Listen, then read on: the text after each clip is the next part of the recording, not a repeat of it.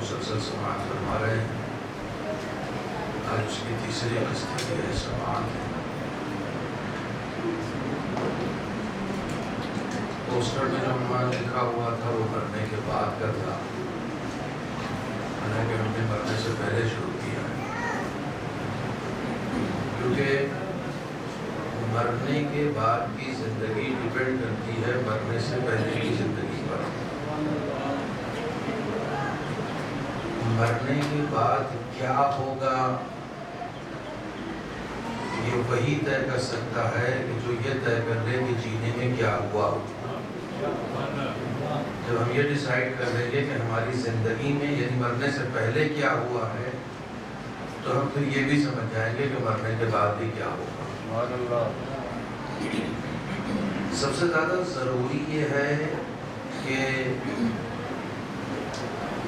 انسان اگر کسی کے بھی قبر کے حالات جاننا چاہتا ہے تو اس کی زندگی کو غور سے دیکھے کہ عام زندگی میں وہ کیسا انسان ہے. بہت توجہ رکھیے گا. بعض لوگ یہ سمجھتے ہیں کہ مرنے کے بعد کا معاملہ مبہم ہے، آنکھوں سے پوشیدہ ہے، نظر نہیں آ رہا، سب نظر آ رہا ہے. مرنے والوں کی کیٹیگری کئی طرح کی ہوتی ہے. کسی کی موت کی خبر آپ نے سنی تو آپ نے افسوس کیا، اچھا مر گئے، انا للہ و انا الیہ راجعون. کسی کی مرنے کی خبر آپ نے سنی تو اس اچھے میں تھوڑا سا تبسم بھی شامل تھا، اچھا مر گئے. کسی کے مرنے کی خبر آپ نے سنی تو پھر آپ اچھا کے بعد کہتے ہیں اچھا ہوا مر گئے. مرنے والوں کی بھی کئی کیٹیگری ہے. کسی کے مرنے سے کوئی خوش ہو جاتا ہے، کسی کے مرنے سے کوئی ناراض ہو جاتا ہے، کسی کے مرنے سے کوئی فرق نہیں پڑتا، کوئی اثر نہیں پڑتا. مر گئے ٹھیک ہے، سبھی کو مرنا ہے، وہ بھی مر گئے تو کیا ہوا. لیکن کچھ لوگوں کے مرنے کا افسوس ہوتا ہے. مرنے کا افسوس صرف انہی کے ہوتا ہے کہ جو زندگی میں کسی کے لیے مایہ خیر بنے ہوتے ہیں. مرنے کا افسوس ہمیشہ ان کے ہوتا ہے جن کی زندگی دوسروں کے لیے مفید ہوتی ہے. مرا کوئی ہے، رو کوئی رہا ہے، رشتہ دار ہو نہیں، رشتہ دار نہیں ہے، لیکن جب ضرورت پڑتی تھی رشتہ داروں سے اچھا کام میرے لیے کرتے تھے، میرے لیے رشتہ داروں سے زیادہ اچھے ثابت ہوتے تھے. تو کچھ لوگ ایسے ہوتے ہیں کہ ایسے زندگی جیتے ہیں کہ جن کے مرنے کا سبھی کو افسوس ہوتا ہے. کون انسان قبر میں کس طرح کی زندگی گزار رہا ہے، اس کے لیے آپ کو یہ دیکھنا پڑے گا کہ اس دنیا میں کس طرح کی زندگی گزاری ہے.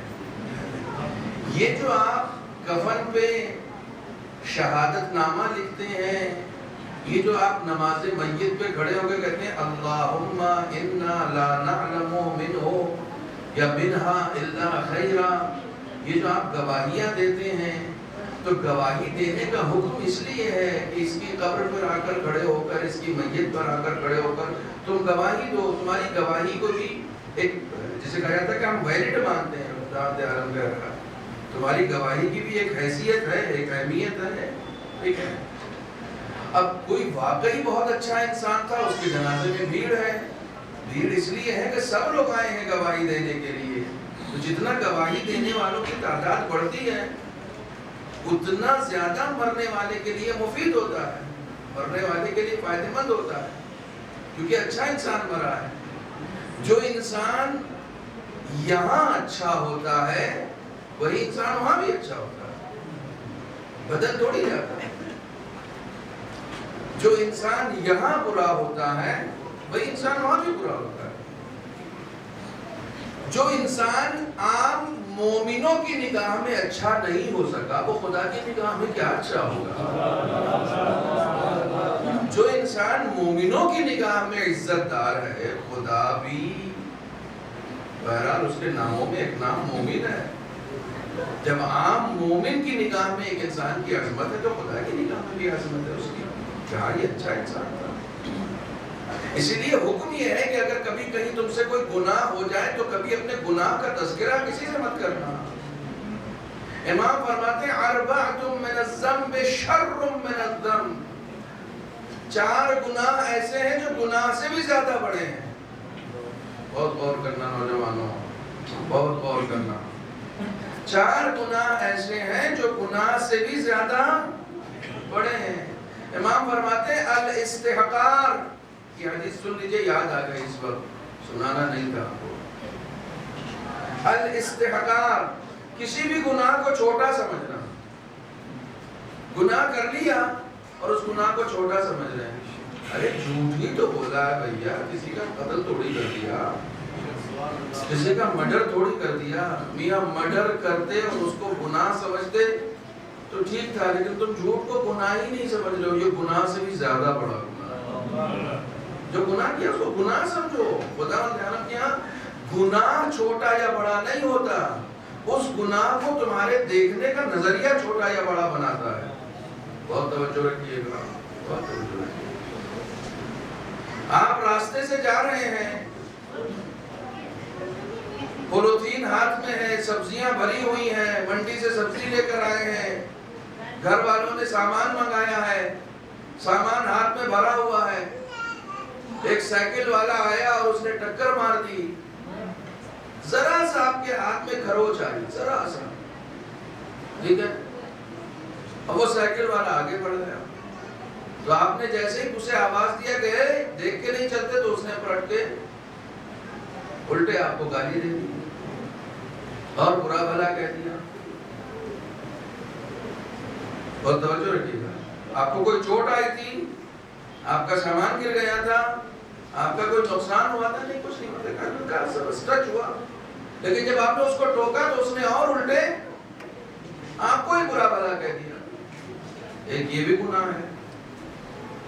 ابھی تھوڑی دور آپ آگے بڑھے تھے کہ ایک موٹر سائیکل والا آیا, اس نے ٹکر مار دی. اب آپ کے ہاتھ سے سامان بھی چھوٹ گیا, پولیتھین بھی پھٹ گئی, سبزی بھی گر گئی, آپ بھی گر گئے. لیکن جیسے ہی آپ کو گرا ہوا موٹر سائیکل والے نے دیکھا, فوراً روکا, اسٹینڈ پہ اپنی بائک لگائی, آپ کے ساتھ جھک کر آلو آپ کے چننے لگا, آپ کی سبزیاں چننے لگا, اپنے پاس سے ایک تھیلی نکالی, ایکسکیوز کیا, سوری کیا. آپ نے کہا نہیں چلی کوئی بات نہیں, آپ نے نہیں دیکھا ہوگا, نظر انداز کر دیا. یہ والا گناہ بڑا ہے یا وہ والا؟ انصاف سے بتائیے. گناہ یہ والا زیادہ بڑا ہے نا, کہ جس میں نقصان بھی ہوا ہے, آپ بھی گرے ہیں, سامان بھی گرا ہے, لیکن آپ کو غصہ اس پہ ہے یا اس پہ ہے؟ آپ ناراض اس سے ہیں یا اس سے ہیں؟ کہیں مولانا اس سے تو نہیں ناراض ہے, کیونکہ اس نے جو گناہ کیا وہ اس پر نادم ہے. وہ جو گناہ کر رہا تھا اسے گناہ ہی نہیں سمجھ رہا تھا, وہ اس کو وہ گناہ ہی نہیں سمجھ رہا تھا, چاہے چھوٹا ہو یا بڑا ہو. انسان گناہ کو گناہ سمجھے. سب سے بڑی بات یہ ہے, کسی بھی گناہ کو چھوٹا نہیں سمجھنا چاہیے. گناہ گناہ ہے. گناہ کا مطلب خدا کے مقابلے میں آپ آ گئے. گناہوں میں 4 گناہ ایسے ہیں جو گناہ سے بھی زیادہ بڑے ہیں. گناہ کو چھوٹا سمجھنا. والافتخار, گناہ کے اوپر پراؤڈ کرنا. پتا چلا آج اس کو ایسی ٹوپی پہنائی کہ اس کا باپ بھی نہیں سمجھ پائے گا. ٹوپی پہنانا ایک گناہ تھا, اس کے اوپر فخر کرنا اس سے بڑا گناہ. اس کا ایسا پرس مار لیا کہ اس کے فرشتے کو بھی خبر نہیں ہوئی. کمال ہے. ایک تو چوری, اس پر سے سینہ زوری, یہ اس سے بڑا گناہ. معصوم فرماتے ہیں کہ گناہ پر فخر کرنا اس سے بڑا گناہ ہے. ہمارے یہاں بہت توجہ رکھنا نوجوانوں, ہمارے یہاں ہسبینڈ اینڈ وائف پہ جوک بنائے جاتے ہیں, ناجائز رشتوں پر فخر کیا جاتا ہے. شرم آنی چاہیے. جو جائز رشتہ ہے اس پہ ہم لطیفے بناتے ہیں, اور جو ناجائز رشتہ ہوتا ہے اس پہ ہم افتخار کرتے ہیں. میں بڑا اسمارٹ آدمی، یہ اسمارٹنس نہیں ہے. یاد رکھنا اسمارٹنس توبہ کرنے میں ہے، گناہ کرنے میں نہیں ہے. افتخار امام فرماتے ہیں گناہ سے بڑا گناہ ہے. کتنی چیزیں ہو گئی؟ 2 چیزیں ہوئی نا، الاستحقار، الافتخار. تیسری چیز الاصرار. گناہ کر لیا، متوجہ ہو گئے کہ یہ گناہ ہے، اور اس کے بعد بھی پھر اس کو ریپیٹ کر رہے ہیں. گناہ کو پھر سے ریپیٹ کر رہے ہیں. کسی گناہ کو پے در پے انجام دینا اس سے بھی بڑا گناہ ہے. گناہ کے بعد گناہ کرنا، گناہ پر مصر ہو جانا. آپ صلوات پڑھیں، میں چوتھی چیز دے دوں.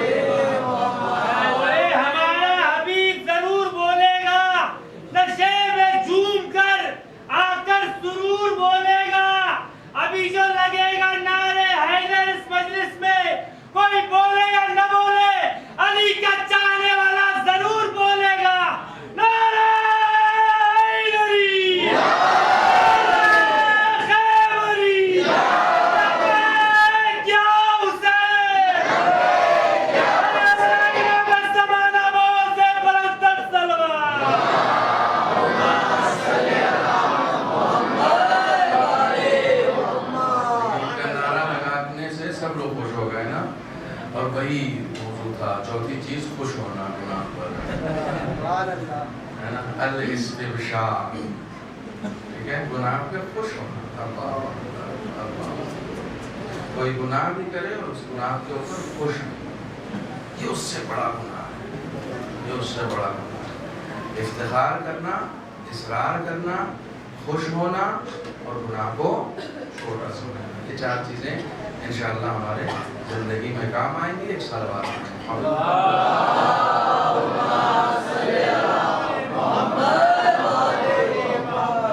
آدمی مرنے کے بعد کیسی زندگی جی رہا ہے، یہ دیکھ لیجیے کہ اس دنیا میں کیسی زندگی جی رہا ہے. جو یہاں جھوٹا ہے وہ وہاں بھی جھوٹا ہے. جو یہاں خدا کی نافرمانی کر رہا ہے وہ ظاہر ہے وہاں خدا کے عقاب کا شکار ہے، عذاب کا شکار ہے. جو یہاں فرما بردار ہے وہ وہاں ثواب لے رہا ہے. بہت سامنے کی بات ہے، بہت سامنے کی بات ہے. ہر انسان کے قبر میں وہی ہو رہا ہے جو اس دنیا میں وہ کر کے گیا ہے. یہ سمجھنا، یہ جاننا بڑا آسان ہے، بڑا آسان ہے. لیکن ہمیں اور آپ کو حق نہیں ہے کسی کے بارے میں تبصرہ کرنے کا. ہمیں اور آپ کو حق نہیں ہے. ٹھیک ہے، آپ کسی کے پاس گئے اور جانے کے بعد آپ یہ کہیں کہ صاحب بتاؤ کیسی زندگی گزری ہے، اور کہا کہ ان کو تو قبر میں عذاب ہو رہا ہوگا. کس نے آ کے آپ سے کہا کہ عذاب ہو رہا؟ منکر نکیر آئے تھے آپ کے پاس. جو شخص کسی کے بارے میں یہ بات کرتا ہے کہ یہ اس پر عذاب ہو رہا ہوگا، وہ خدا کے رحمان و رحیم ہونے سے انکار کرتا ہے. نہیں جانتے تمہارا خدا رحمان ہے، تمہارا خدا رحیم ہے. اور میں نے عرض کیا کہ امام کو وہ ذاکر پسند نہیں ہے جو انسان کو خدا کی رحمتوں سے دور کر دے. آپ کو پتہ ہے رحمت، محبت، شفقت، ٹھیک ہے، آپ تصور کریں آپ کو سب سے زیادہ کون چاہتا ہے. تصور کریں ماں باپ. خدا بندیان نے اس دنیا میں جو محبت نازل کی ہے نا، وہ صرف 1% نازل کی ہے. محبت یہاں 99% یہ بھی اس کے پاس محفوظ ہے. امام فرماتے ہیں جب محشر کا میدان ہوگا تو وہ 100 کی 100 محبت ظاہر کرے گا. چھٹے امام کی حدیث ہے قیامت میں اس کی رحمت اتنی عام ہوگی کہ حتی یطمع ابلیس فی رحمت کہ اس دن شیطان کے منہ میں بھی پانی آ جائے گا کہ شاید آج میں بھی بخش دیا جاؤں. لیکن ایسا نہیں ہو سکتا ہے, ایسا نہیں ہو سکتا ہے. یاد رکھیے بخشا صرف وہی جائے گا جو توبہ کرے گا. یہ بات کنفرم, یہ بات. ایک نبی گئے تھے خدا کے پاس کہ پالنے والے میرے پاس شیطان آیا تھا, رو رہا تھا, منت کر رہا تھا کہ خدا مجھے معاف نہیں کر رہا ہے. وہ تو توبہ کر رہا ہے, تو اسے معاف کیوں نہیں کرتا؟ تو ظاہر جناب زکریا تھے, تو ان سے خدا نے کہا کہ بہت سمپل ہے, اس سے کہو کہ میں نے آدم کے آگے سجدہ کرنے کے لیے کہا تھا, اس نے انکار کیا تھا, تو آدم کی قبر پہ جا کے سجدہ کر لے, میں معاف کر دوں گا. تو وہ خوشی خوشی آئے, کہا بھائی دیکھو تمہارا گناہ تو معاف ہو گیا, تم جاؤ بس آدم کی قبر پہ سجدہ کر لو. اس نے کہا زندہ آدم کو تو سجدہ کیا نہیں, قبر پہ جا کے سجدہ کروں گا. تو جب تک انسان توبہ نہیں کرتا ہے خداوند عالم کی طرف سے مغفرت اس کو نہیں ملتی ہے. یاد رکھیے توبہ کا دروازہ صرف ابھی ابھی کھلا ہوا ہے, بس ابھی ابھی کھلا. ابھی ذرا سا مجھے ایک سکتہ آ جائے نا, ایک ذرا سا اٹیک, ایک مائنر سا بھی پڑ جائے اور پھر میں ہاسپٹل لے جانے لگوں, توبہ کا دروازہ بند ہو جائے گا. کیوں؟ میری موت میرے سامنے ہے. جیسے ہی موت سامنے آتی ہے توبہ کا دروازہ بند ہو جاتا ہے. اس وقت توبہ کا دروازہ نہیں کھلتا. انسان لاکھ کوشش, فرعون ڈوب رہا تھا توبہ کر رہا تھا نا, موسیٰ کو آواز دے رہا تھا نا, اپنی خدائی سے انکار کر رہا تھا نا, بندگی کی طرف آ رہا تھا نا. اب کوئی فائدہ نہیں, موت دیکھنے کے بعد نہیں. جب تک موت نہیں دیکھی ہے, بعض لوگ کہتے ہیں 40 سال کے بعد نہیں قبول ہوتی, یہ سب رہنے کی باتیں ہیں. خدا بڑا رحیم ہے, بڑا کریم ہے. 40 سال کے بعد کیا 140 سال کے بعد بھی معاف کر دیتا ہے. تمہارے اندر توبہ کرنے کی للک پیدا کرو, لیکن توبہ بھی ایسی ہونی چاہیے کہ پھر گناہ کی طرف پلٹ کر جانے کا کوئی ارادہ نہ ہو. ایک صلوات پڑھیں.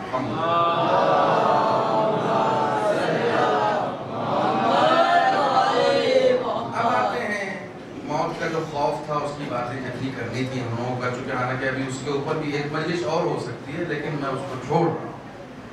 موت کا خوف اپنی جگہ پر انشاءاللہ ہم لوگ نہیں. کل 2 باتیں میں نے آپ کی خدمت میں بتائی. جہالت کی بنیاد پر انسان موت سے ڈرتا ہے, اور دوسری بات نہیں, اگر آپ لوگوں کو بھولنا ہے تو پھر میں کل والی مجلس پھر سے پڑھوں گا. دنیا پرستی, دنیا پرستی انسان کو موت سے دور رکھتی ہے. جتنا انسان حب دنیا اپنے اندر رکھے گا اتنا وہ موت سے ڈرے گا. تیسری چیز ہے برے اعمال. انسان کے اپنے اعمال, گناہ, اس کی وجہ سے انسان ڈرتا ہے. اور اس کے لیے میں نے ایک جملہ کہا کہ قبر میں انسان کے لیے کچھ کہیں سے آتا نہیں ہے, وہ سب کچھ خود لے کر جاتا ہے. یہ جو برے اعمال ہے نا, یہی اعمال اس کے لیے ایک صورت اختیار کر لیتے ہیں. کل کی گفتگو یہاں تک پہنچی تھی کہ جیسے ہی انسان حالت احتضار میں پہنچتا ہے اس کے لیے 3 چیزیں پہ کر اختیار کر لیتی ہیں. کنیکٹ ہو گئے آپ؟ 3 چیزیں, مسل لہ مالہ و اولادہ و اعمالہ. امام فرماتے ہیں 3 چیزیں انسان کے لیے صورت کی طرح سامنے آ جاتی ہیں, سامنے آ کے کھڑی ہو جاتی ہیں. ایک طرف اس کا مال ہوتا ہے, ایک طرف اس کی اولاد ہوتی ہے, اور ایک طرف اس کے اعمال ہوتے ہیں. مال سے وہ پوچھتا ہے کیا کرو گے, اس کا کفن. اولاد سے پوچھتا ہے تم میرے کس کام آ سکتے ہو, وہ کہتی ہے کہ بس قبر تک, اس کے بعد کیا کرنا ہے آپ کو, قبر میں لٹائیں گے چلے آئیں گے. پھر اعمال سے پوچھتا ہے وہ تم کیا کرو گے, تو اعمال اس کو کہتے ہیں کہ ہاں دیکھو تم نے جتنے شوق سے مال کمایا ہے اتنے شوق سے ہمیں تو انجام نہیں دیا. بڑی بے رغبتی سے, بڑی بے دلی سے, ٹھیک ہے, مولوی صاحب مجلس پڑھ رہے تھے تو ایسے کروٹ بدل کے ادھر بدل کے بڑی مشکل سے تم نے مجلسیں سنی ہیں اور اس کے اوپر عمل کیا ہے. تو سنا, مجھے جو کچھ بھی کیا ہے تم نے وہ کیا تو بڑی بے رغبتی سے, لیکن یاد رکھو میں جتنا ہوں جو بھی ہوں صرف قبر تک نہیں, صرف کفن تک نہیں, صرف برزخ تک نہیں, قیامت تک تمہارے ساتھ تمہارے ساتھ. میں تمہارا ساتھ نہیں چھوڑنے والا. کون؟ اعمال. سچا ساتھی ہمارے اعمال ہے, پکا دوست ہمارے اعمال ہیں. اولاد کے پیچھے تباہ مت ہو جانا، مال کے پیچھے تباہ مت ہو جانا، یہ سب قبر اور کفن تک کے ساتھی ہیں۔ تمہارا ہمیشہ باقی رہنے والا ساتھی خود تمہارے اعمال ہے۔ مال کے پیچھے مت جاؤ۔ دنیا کے بارے میں مولا کائنات نے فرمایا غری غیری، کسی اور کو دھوکہ دینا، میرے سامنے سچ دھج کے مت آنا۔ امام حسن سے امیر شام نے کہا اتنا کھلاتے ہیں آپ، اتنا کھلاتے ہیں، کیا یہ اسراف نہیں ہے؟ امام نے اس نے ایک جملہ کہا تھا کہ لا اسراف لا خیر فی الاسراف، اسراف کرنے میں کوئی نیکی نہیں ہے۔ امام نے اسی کے جملے کو پلٹ کر کہہ دیا لا اسراف فی الخیر، نیکی کرنے میں کوئی اسراف ہوتا ہی نہیں ہے۔ ادھر آتا تھا ادھر خرچ کر دیتے تھے، جمع کر کے رکھتے نہیں تھے۔ لوگ رزق میں برکت کے لیے دعا پوچھتے۔ میں عمل بتاؤں، بتا دو عمل بتا۔ رزق میں برکت کے لیے سب سے اچھا عمل یہ ہے کہ یہ دایاں ہاتھ ہے تمہارا، ادھر تمہارے پاس رزق آیا تو اس کو یہاں نہیں رکھو، آگے بڑھا دو۔ یہاں رکھو گے تو برکت رک جائے گی، آگے بڑھا دو گے تو آتا رہے گا۔ خدا کہتا ہے جو دیا ہے اسے خالی تو کرو، رکھے ہوئے کیوں؟ خالی کرو گے تب نہ آئے گا۔ ارے خالی کر دیں اور بعد میں نہیں آیا تو اس کا مطلب ایمان کمزور ہے۔ اچھا ایمان ہوتا پر تو یہ نہیں سوچتا بھیا جو پہلے آیا ہے وہ بھی اسی کی طرف سے آیا ہے، بعد والا بھی جو آئے گا وہ بھی اسی کی طرف سے آئے گا، اس کو چیک یہ کرنا ہے اسی میں مگن ہو گئے یا ابھی توقع ہے کہ جو دینے والا ہے وہی خدا تھوڑی بدل گیا، میرا خدا تو وہی ہے نا، وہ بدلا تھوڑی ہے۔ علامہ مجلسی کا نام سنا ہے نا؟ علامہ مجلسی کے حوالے سے بھی میں آپ کو سناؤں گا، لیکن اس سے پہلے انسان کی دلچسپی نہیں ہونی چاہیے کسی بھی چیز میں، کسی بھی چیز۔ میں نے دیکھا ہے بعض لوگوں کو، ایک انسان کو گاڑی سے پیار ہے، اتنا پیار ہے کہ اگر یہاں سے اس کو اسٹیشن تک بھی جانا ہے نا تو 2 جگہ اتر کے شیشہ صاف کرتا ہے، اتنا پیار ہے اس کو اپنی گاڑی سے۔ نوجوانوں کو بائک سے بہت پیار ہے، حالانکہ بائک لے کے قبر میں کوئی نہیں جائے گا، وہاں ریس دوسری چیز کی ہونی ہے، کوئی نہیں ہے، گاڑی سے بہت پیار ہے۔ جس چیز سے انسان، بہت غور سے سننا، مرنے کے بعد کا سفر ہے، جس چیز سے انسان پیار کرے گا اسی کے ساتھ قیامت میں بلایا جائے گا، اسی کے ساتھ قیامت۔ مجھے میری گاڑی سے پیار ہے، چلو آؤ گاڑی کے ساتھ آؤ۔ اسی لیے کہا جاتا ہے اہل بیت سے عشق کرو تاکہ ان کے ساتھ محشور کیے جاؤ، جس سے پیار کرو گے اسی کے ساتھ بلایا جاؤ۔ علماء لکھتے ہیں کہ ایک شخص کے احتضار کا وقت قریب آیا، مرنے کا وقت قریب آیا، اتنی بات کروں گا مرنے کی، اتنی بات کروں گا کہ مرنے کی بات سے پیار ہو جائے گا۔ اب نحوست والا سسٹم تو ختم ہو جائے گا نا انشاءاللہ اس مجلس کے بعد، کہ نحوست والی بات نہیں ہے، یہ اچھی بات ہے۔ موت کو یاد رکھنا، موت کو یاد نہ کرنا نحوست ہے۔ مولا کائنات فرماتے ہیں اکثروا ذکر الموت، زیادہ سے زیادہ موت کو یاد کرو۔ مولا کائنات کہتے ہیں زیادہ سے زیادہ یاد کرو، میرے گھر کے خواتین کہہ رہی نحوست مت کرو۔ کس کی سنیں؟ خواتین کی سنیں یا حضرت علی کی سنیں؟ زیادہ سے زیادہ موت کو یاد کرو۔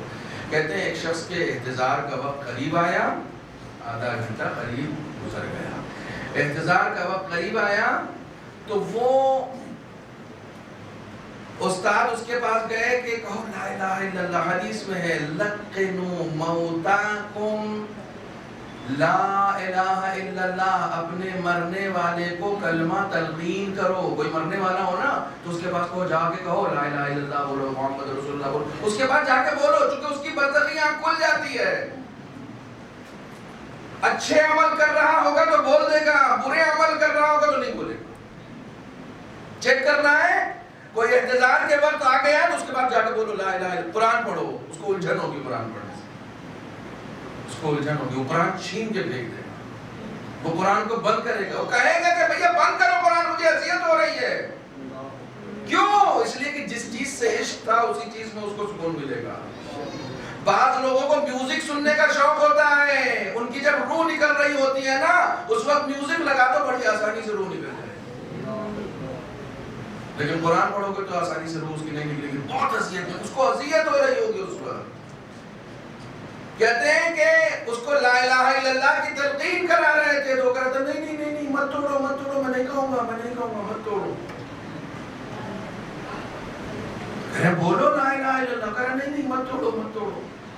تو تھوڑی دیر کے بعد حالت احتضار سے وہ باہر آ گیا، یعنی وہ جو میں نے کہا نا کہ حالت احتضار کے وقت انسان کی برزخی آنکھ کھل جاتی ہے، لیکن وہ اس سے باہر آ گیا، ٹھیک ہو گیا، موت کا فرشتہ چلا گیا، وہ پھر سے زندگی پا گیا۔ تو استاد نے پوچھا کیا کر رہے تھے تم؟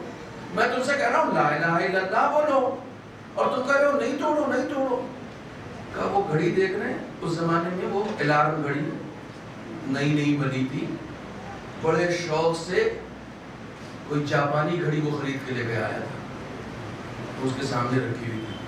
کہا جیسے ہی آپ نے مجھ سے کہا کہ لا الہ الا اللہ بولو، شیطان نے وہ گھڑی ایسے لٹکا دی تھی، کہا اگر بولا تو توڑ دوں گا، اگر لا الہ الا اللہ کہا تو توڑ دوں گا۔ تو میں نے کہا نہیں اتنی اچھی گھڑی مجھے بہت پسند تھی، وہ میرا دل اس میں اٹک گیا، لا الہ الا اللہ، ایک گھڑی میں دل اٹک سکتا ہے، ایک گھڑی میں دل اٹک سکتا ہے، لا الہ الا اللہ۔ خدا محفوظ رکھے، خدا بچائے۔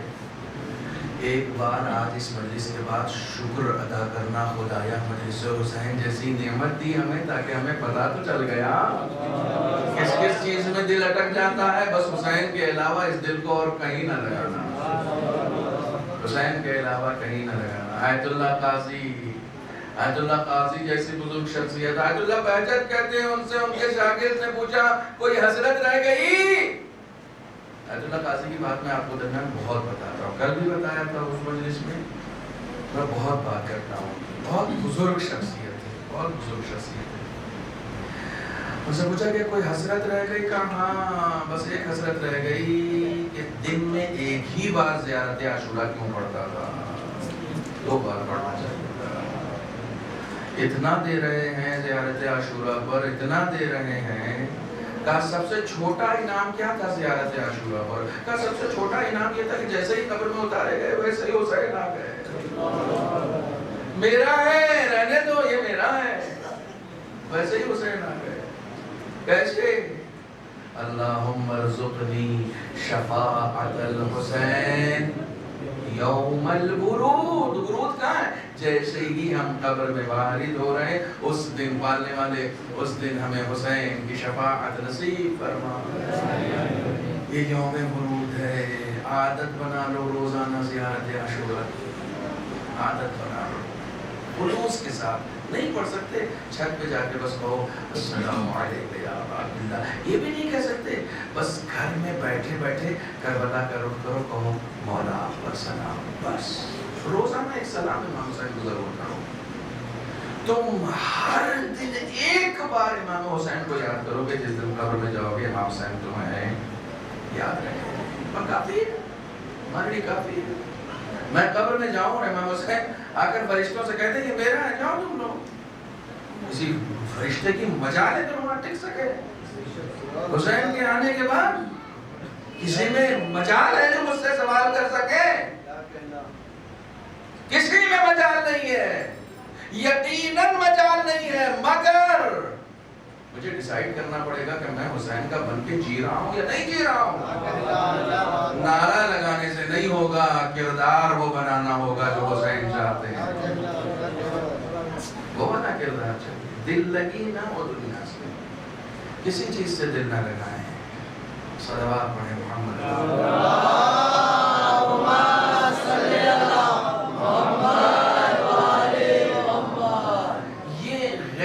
مستحسن ہے یہ خوف، موت کا خوف نہیں ہونا چاہیے، ٹھیک ہے، یہ طلب نہیں کیا گیا۔ جب انسان دنیا سے دل نہیں لگائے گا، جب انسان جہالت کی بنیاد پر موت سے نہیں ڈرے گا، ظاہر سی بات ہے کہ موت کا خوف ہونا چاہیے یا نہیں ہونا چاہیے؟ ہونا چاہیے، لیکن وہ والا ہونا چاہیے جو ہم سے مانگا گیا ہے۔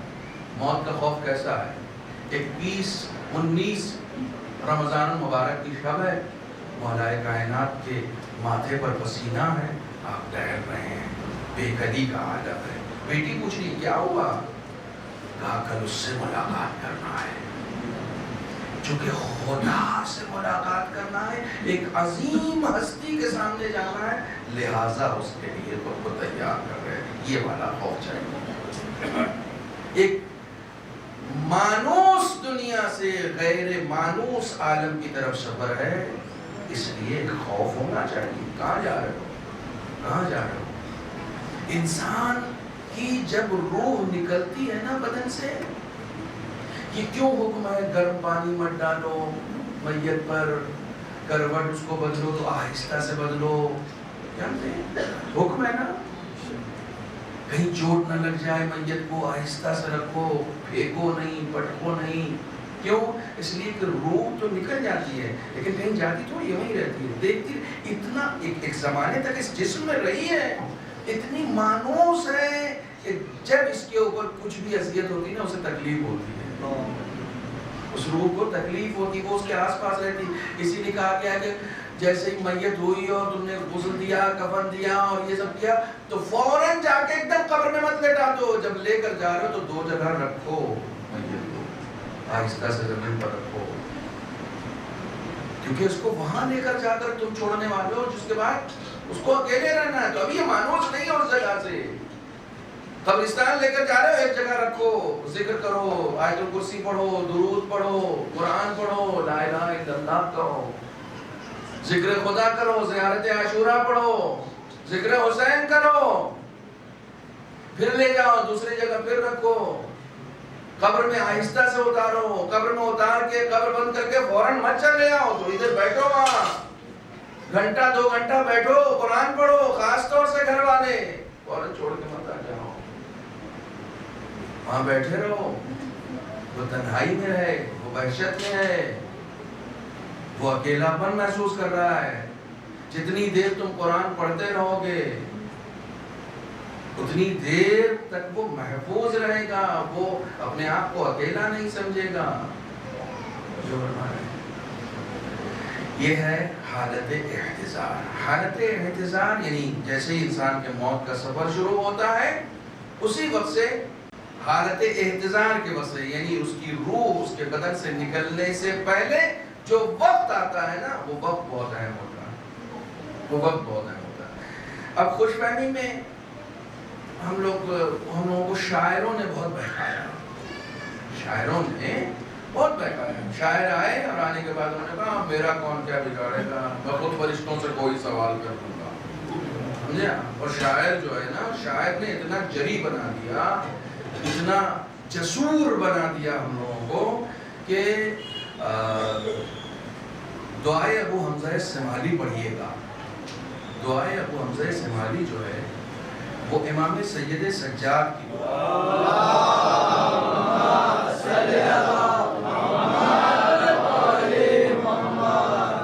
صلوات اور پڑھیں۔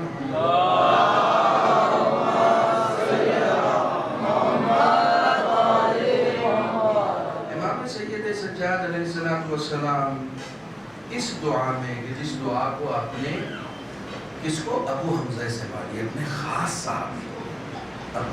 صحابی کو رمضان المبارک میں پڑھنے والی دعا ہے، بہت مشہور دعا ہے۔ اب آپ شاعروں کی سنیے گا یا امام سید سجاد کی سنیے گا کہ جس میں آپ اپنے صحابی سے کہہ رہے ہیں کہ جب دعا کرو خداوند عالم کی بارگاہ میں تو قبر کو، موت کو اس طریقے سے یاد کرو۔ امام فرماتے ہیں اب کی صلوات پڑھیں محمد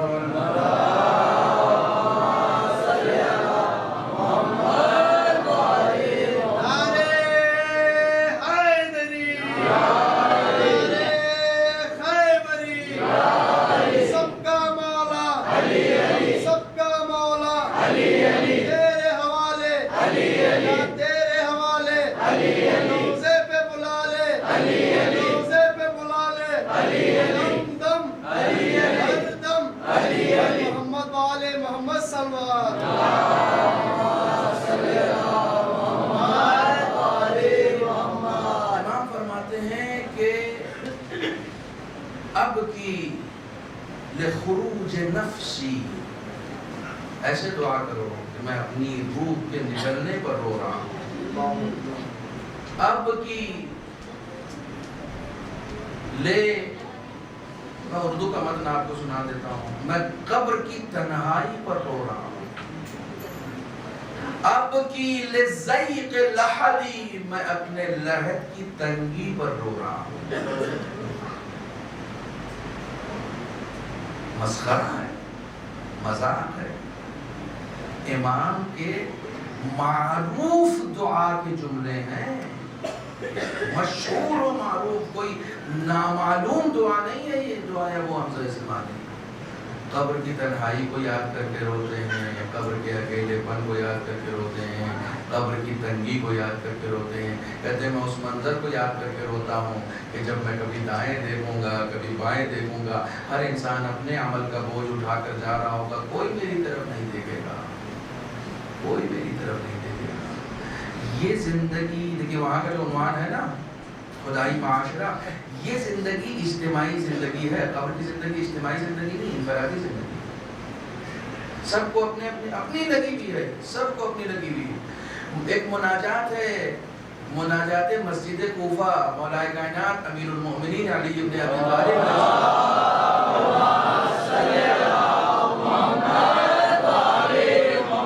طالب پڑھیے گا اس مناجات کو. چھوٹے سے مناجات ہے، 1-2 صفحے کی مناجات ہے. میں ہر دوسرے تیسرے دن اس کو ضرور پڑھتا ہوں. مولا کائنات دعا فرما رہے ہیں، اللہم انی اعوذ بکا من یوم لا ینفع مال ولا بنون. پانے والے میں اس دن سے پناہ چاہتا ہوں جس دن نہ بیٹا کام آئے گا نہ مال کام آئے گا. اللہم انی اعوذ بکا من یوم یوم یفر المرء من اخی و امہ و ابی و صاحبتہ و بنی لکل امرئ منہم یومئذ شأن یغنی. پالنے والے میں اس دن سے پناہ چاہتا ہوں جس دن بیٹا باپ سے بھاگے گا، باپ بیٹے سے بھاگے گا، ماں بیٹے سے بھاگے گی. قیامت کا میدان ایسا میدان ہوگا جہاں ماں بیٹے کو پہچاننے سے انکار کر دے گی. کون ہو تم؟ جانتے ہیں کیوں انکار کرے گی؟ وہ پہچان رہی ہوگی کہ یہ میرا بیٹا، لیکن وہ منع کر دے گی کہ کہیں یہاں پر مجھ سے میرا عمل نہ مانگے. ایسی خود غرضی ہو جائے گی. جو ماں اپنے بیٹے کے لیے رات رات بھر جاگتی ہے وہ میدان محشر میں پہچاننے سے انکار کر دے گی. ایسی خود غرضی، ایسی نفسا نفسی کا عالم ہوگا. پڑھیے مناجات امیر المومنین جو مسجد کوفہ کی ہے وہ پڑھیے تاکہ پتہ چلے کہ کیا عالم ہے وہاں، کون سی دنیا ہے. رسول اسلام صلی اللہ علیہ وآلہ وسلم کا ایک مجلس. اس کے بعد اور بات یہ ہے، میں ذرا سا قبر کی، موت کی آسانی کے لیے کچھ بات کر دوں، زیادہ ڈراؤں نہیں آپ ہے نا، تھوڑا سا علاج بتا دوں تو زیادہ اچھا ہے. کیا کیا کرنا ہے. رسول خدا اپنے صحابی کے پاس بیٹھے ہوئے ہیں کہ جس کا آخری وقت ہے، اور اس سے کہہ رہے ہیں کہ بولو لا الہ الا اللہ، لا الہ الا اللہ بولو. تو گونگا ہو گیا صحابی. کس خوش فہمی میں مبتلا ہے آپ؟ مرتے وقت معصومین آئیں گے، یہاں تو رسول بیٹھے ہیں، یہاں رسول بیٹھے ہیں، رسول تلقین پڑھوا رہے ہیں بولو لا الہ الا اللہ. وہ گونگا ہو گیا، بول ہی نہیں رہا. دوسری بات رسول کرتے ہیں تو بول رہا ہے، کچھ پوچھتے ہیں تو جواب دے رہا ہے، لیکن لا الہ الا اللہ نہیں بول رہا ہے. تو رسول خدا نے کہا ماں کہاں ہے اس کی؟ تو طبیب تو جان جاتا ہے نا کیا بیماری، کیا ہے پرابلم کہاں پر ہے، مسئلہ پھنسا ہوا کہاں پر ہے. رسول خدا نے کہا ماں کہاں ہے اس کی؟ زندہ ہے. کہاں زندہ ہے؟ ماں آئی. کہا ماں ہے ان کی؟ کہا جی میں ماں ہوں. کہا ناراض ہے آپ؟ کہا جی میں ناراض ہوں. نوجوانوں اپنے ماں باپ کو راضی رکھو، اپنے ماں باپ کی خدمت کرو. چاہتے ہو کہ موت کے وقت آسانی ہو، چاہتے ہو کہ قبر میں آسانی ہو، چاہتے ہو کہ برزخ میں آسانی ہو، چاہتے ہو کہ محشر میں آسانی ہو، ماں باپ کو ماں باپ کو باران رحمت برس نہیں دیجیے، یہاں بھی برس رہی ہے. وہاں جائیے گا تو جسم تر ہوگا، یہاں بیٹھیے گا تو روح پاک بھی باہر آنے رہا۔ آپ ناراض ہیں؟ کہا جی میں ناراض ہوں۔ کہا یہ وقت نہیں ہے ناراض رہنے کا، معاف کر دیجیے۔ اللہ اکبر! ماں بھی کتنی عظیم ماں تھی، کہہ رہی ہے کہ میں راضی تو ہو جاؤں گی، پہلے آپ میری ضمانت دیجیے، آپ مجھ سے راضی ہیں؟ کہاں میں راضی ہوں؟ کہا آپ کی خوشی کے لیے میں راضی ہوں، اپنا بھی کام کرا لیا، بیٹے کا بھی کام کر دیا۔ ایسے موقع پر ہمیشہ انسان کو آخرت کی سوچنی چاہیے۔ ہم ہر موقع پر صرف دنیا کی فکر کر رہے ہیں۔ حد تو یہ ہو گئی ہے کہ ہم جیسے لوگ منبر پہ بیٹھتے ہیں تو آخرت کی فکر نہیں کرتے، دنیا کی فکر کرتے۔ جو آدمی منبر پہ بیٹھنے کی نیت میں دنیا رکھتا ہے وہ آخرت بتا پائے گا؟ بولو نا، کیوں شرما کیوں رہے ہو؟ انہی سب وجہ سے میں ٹارگٹ کیا جاتا ہوں۔ جو آدمی منبر پہ بیٹھنے کی وجہ دنیا بتائے گا وہ آخرت بتا سکتا ہے؟ جو دنیا کے لیے منبر پہ بیٹھے گا وہ آخرت بتا سکتا ہے؟ نہیں بتا سکتا نا۔ اسی لیے میں بار بار کہتا ہوں ایسے لوگوں کو طے مت کرو جو طے کرتے ہیں۔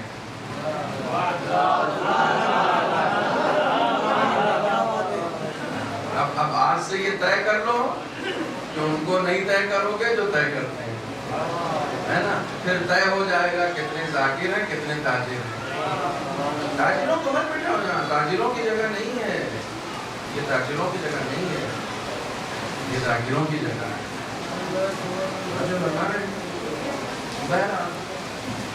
صلوات پڑھے محمد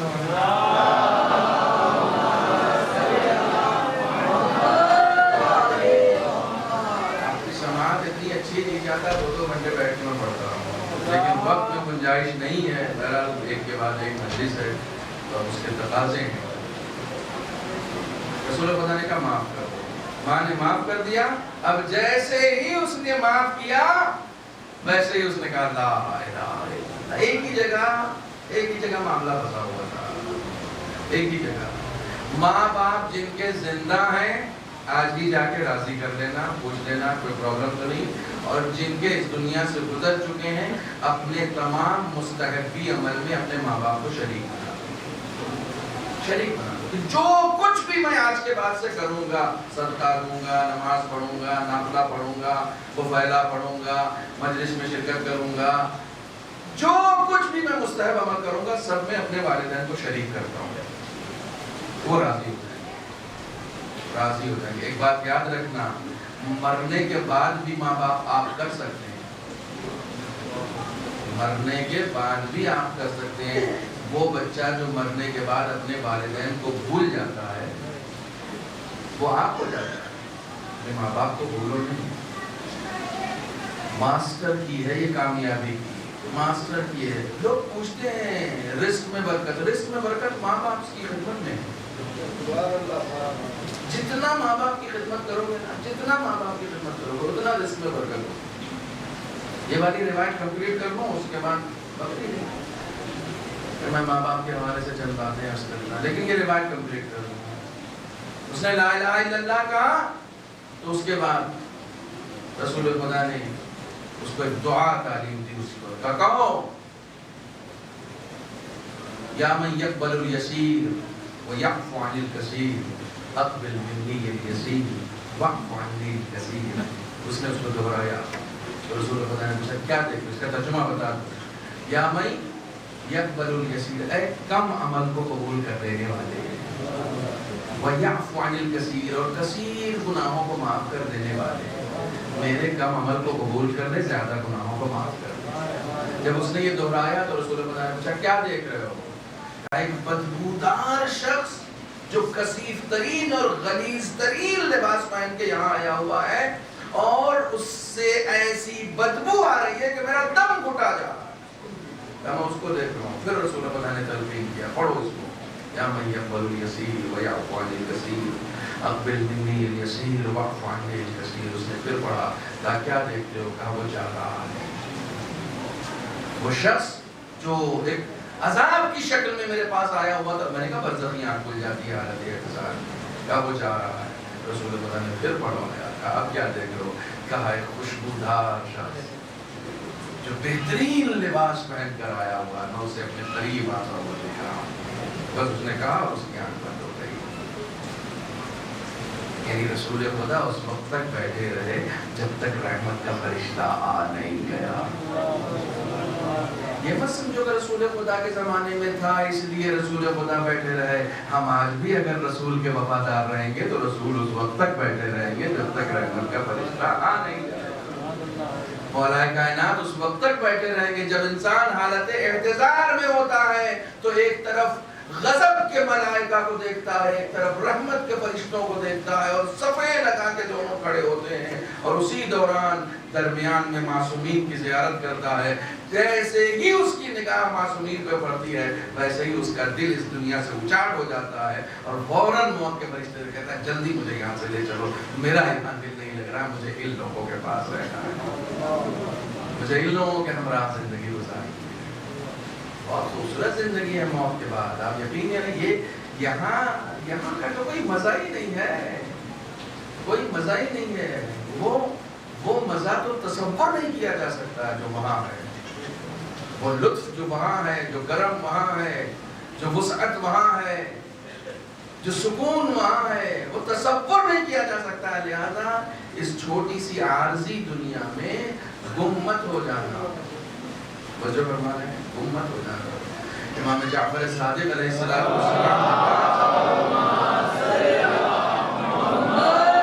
ایک شخص آیا، زکریا نام ہے اس کا، مسیحی ہے، نیا مسلمان ہوا ہے، آگے کہتا ہے کہ فرزند رسول میری ماں تو ابھی تک مسیحی ہے، اور میری ماں کا میرے علاوہ کوئی ہے نہیں، میں کیا کروں، مجھے سمجھ میں نہیں آتا، مجھے کھانا بھی اسی کے ساتھ کھانا پڑتا ہے۔ تو امام نے پوچھا کہ خنزیر بھی کھاتی ہے تمہاری ماں؟ نے کہا نہیں، اس طرح کی کوئی نجس جانور نہیں کھاتی۔ کہا پھر ہر وقت کا کھانا ماں کے ساتھ کھایا کرو۔ ماں ہم مذہب نہیں ہے، ماں مسیحی ہے، بیٹا مسلمان ہوا ہے۔ کہا ہر وقت کا کھانا ماں کے ساتھ کھایا کرو، اور کوشش کیا کرو پہلے ماں کا پیٹ بھر جائے پھر اپنا پیٹ بھرنا۔ کمال اخلاق کا مظاہرہ کرنا، کمال ادب کا مظاہرہ کرنا، تو وہ یہی کرتا تھا، دن بھر اپنی ماں کی خدمت، مسیحی تھی۔ تو ایک دن ماں نے اس سے پوچھا کہ کیا تو سچ میں مسلمان ہو گیا ہے؟ ہاں میں سچ میں مسلمان ہوں۔ کہا میری اتنی خدمت کیوں کرتا ہے؟ کہا وہ جو نبی کے نواسے ہیں، وہ جو نبی کے بعد امام ہیں، انہوں نے ہی کہا ہے مجھ سے۔ کہا لیکن یہ اس کام کا حکم تو انبیاء دیتے تھے، ماں باپ کی خدمت کا حکم تو انبیاء دیتے تھے۔ کہا اسی سلسلے سے تو یہ آئے، سلسلہ امامت اسی سلسلے کا تو نام ہے۔ کہا اگر واقعی تجھے دین یہی حکم دے رہا ہے تو پھر ان سے جا کے کہہ کہ مجھے مسلمان ہونے کے لیے کیا کرنا پڑے گا۔ یہ دین زبردستی نہیں پھیلا ہے، کردار سے پھیلا ہے، اخلاق سے پھیلا ہے۔ میں نے کہا نا کسی کو اذیت دے کے دین نہیں پھیلایا جا سکتا، دین صرف اخلاق سے پھیلتا ہے۔ 2 نمازیں صرف پڑھی ہیں اس نے، صرف 2 نمازیں، ایک ظہر کی اور ایک عصر۔ ظہر کی نماز میں اس کو اتنا لطف آیا کہ اپنے بیٹے سے پھر کہتی ہے کہ مجھے ایک بار پھر وہ نماز پڑھا جو نماز تو نے پڑھوائی تھی۔ تو بیٹے نے کہا کہ اب عصر کا وقت آ جائے گا تو وہ نماز بھی پڑھوائیں گے۔ عصر کی نماز جیسے پڑھوائی ویسے ہی حالت احتضار میں اس کی ماں چلی گئی، اور امام نے اسے نوید دی کہ پوری زندگی مسیحیت میں گزارنے والی اس دنیا سے اس طریقے سے گزری ہے کہ وہ خدا سے راضی ہے، خدا اس سے راضی ہے۔ آپ سمجھ رہے ہیں؟ تمہارا پاسٹ کیا ہے اس سے کوئی فرق نہیں پڑتا، کوئی فرق نہیں پڑتا۔ 2-3 چیزیں بہت مضبوطی کے ساتھ حاصل کرو، معرفت اور ایمان۔ ایمان پختہ ہونا چاہیے، ایمان پختہ ہونا چاہیے، جاہلانہ ایمان نہیں، معرفت کے ساتھ ایمان، معرفت کے ساتھ ایمان۔ اور جو اس ایمان پر ڈٹ جاتا ہے آپ یقین جانیں عاقبت بخیر ہو جاتا ہے۔ منکر نکیر کے سوال کے حوالے سے، فشار قبر کے حوالے سے، برزخ کے حوالے سے بہت ساری باتیں ہیں، لیکن ہم پر آ چکے ہمارے وقت میں گنجائش نہیں ہے۔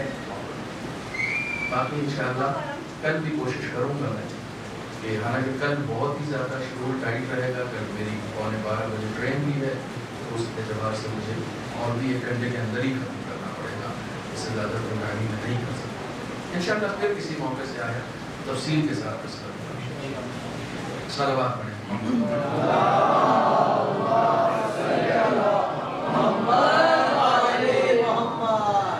بس رسول اکرم صلی اللہ علیہ وآلہ وسلم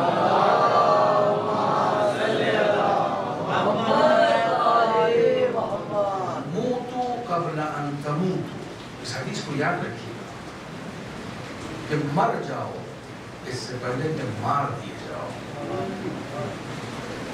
ہم کہتے ہیں موت نوزل ہے، رسول کہہ رہے ہیں مر جاؤ اس سے پہلے کہ مارے جاؤ، یعنی اپنے اندر موت کا اشتیاق پیدا کرو۔ نہیں میں جملہ بدل کے کہوں، خود خدا کے پاس جاؤ اس سے پہلے کہ پکڑ کے لے کر جاؤ۔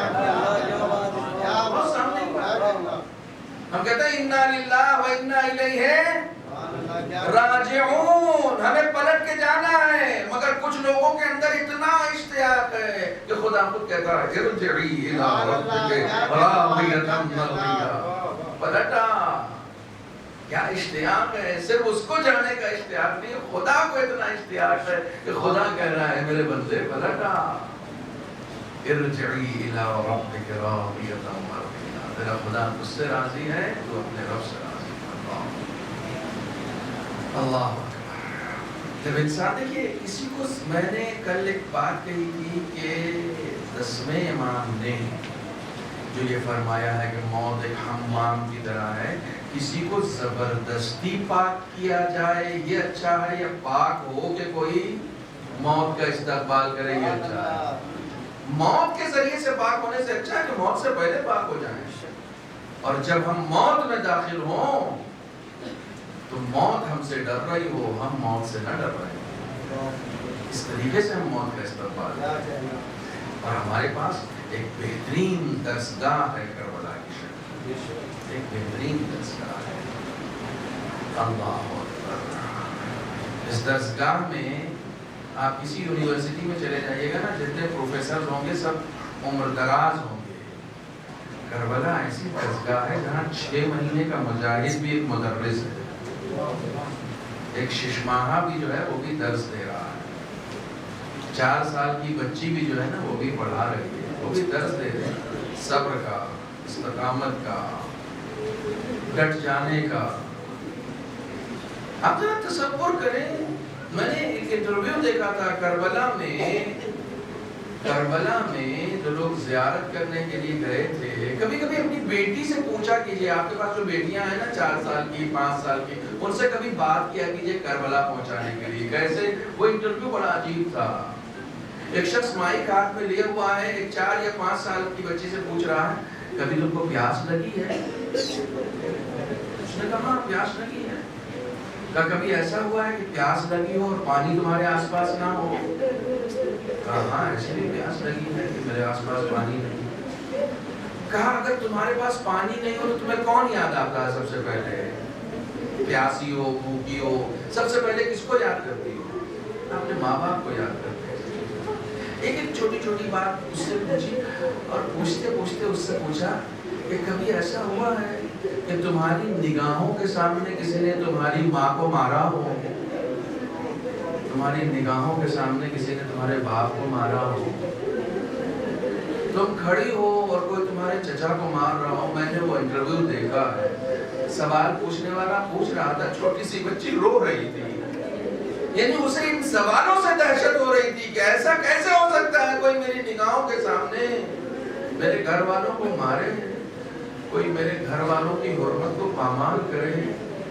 اللہ اکبر۔ وہ رو رہی تھی، اور جانتے ہیں جب اس سے پوچھا گیا کیوں رو رہی ہو تو اس نے کہا میں اپنے لیے نہیں رو رہی ہوں، میں حسین کی بیٹی کے لیے رو رہی ہوں، میں حسین کی اس مظلومہ کے لیے رو رہی ہوں۔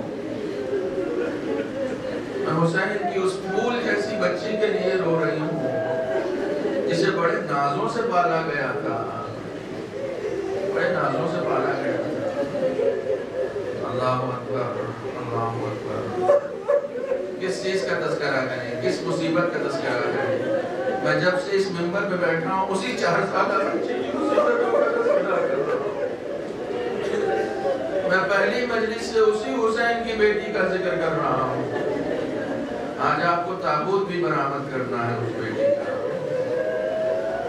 اونٹوں کی ننگی پیٹھ پر بیٹھ کر جانے والی، سینے کے بل لٹا دی جانے والی بچی اس طریقے سے اپنا سینہ چھلنی کر کے کوفہ و شام کے بازاروں سے گزری ہے۔ السلام علیکہ یا ابا عبداللہ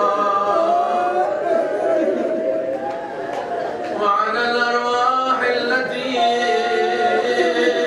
حلت بفنائك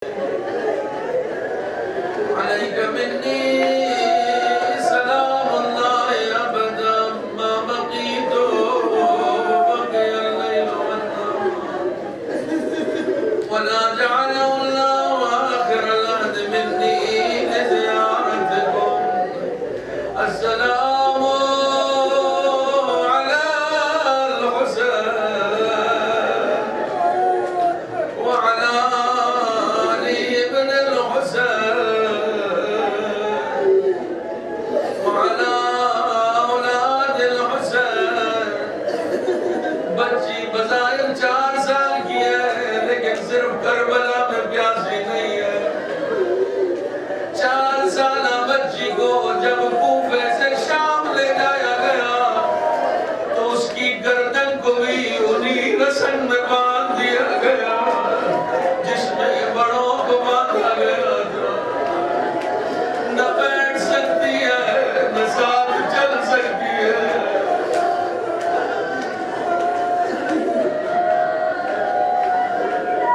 روایتیں کہتی ہیں پیاس کی شدت اتنی ہے کہ راہ چلتے اگر کسی سے پانی مانگتی ہے تو تازیانے لگائے گا۔